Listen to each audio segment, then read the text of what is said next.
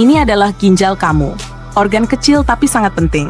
Dan disinilah batu ginjal bisa terbentuk perlahan tanpa disadari. Banyak orang kaget saat tahu, ternyata kebiasaan makan sehari-hari punya kontribusi besar dalam proses terbentuknya batu ginjal.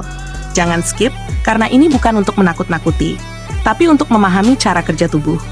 Batu ginjal terbentuk ketika zat tertentu dalam urin, seperti kalsium, oksalat, atau asam urat, berada dalam konsentrasi tinggi dan cairan tubuh tidak cukup untuk melarutkannya. Lama-kelamaan, zat ini bisa mengendap dan membentuk kristal kecil yang dapat membesar seiring waktu. Salah satu kelompok makanan yang sering dibahas dalam literatur kesehatan adalah makanan tinggi oksalat.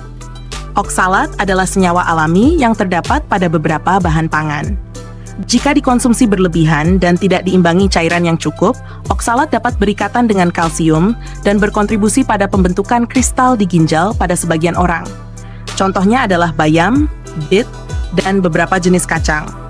Bukan berarti makanan ini harus dihindari sepenuhnya, tetapi perlu dikonsumsi secara seimbang dan disesuaikan dengan kondisi tubuh masing-masing.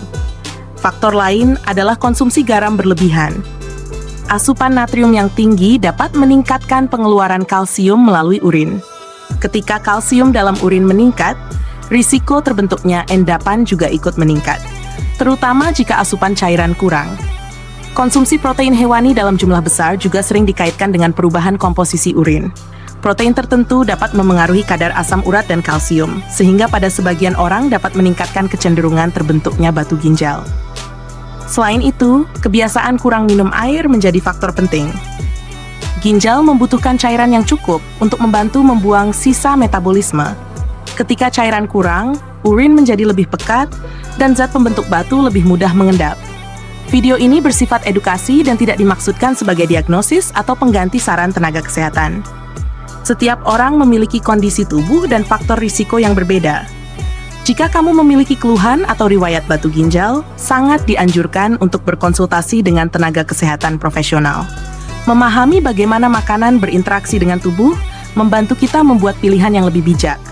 Bukan soal takut makan ini atau itu, tapi soal keseimbangan, kecukupan cairan, dan mengenali sinyal tubuh sendiri. Kalau konten seperti ini bermanfaat, simpan videonya. Jangan lupa like, share, dan follow agar semakin banyak orang belajar menjaga kesehatan ginjal dengan cara yang tepat dan aman.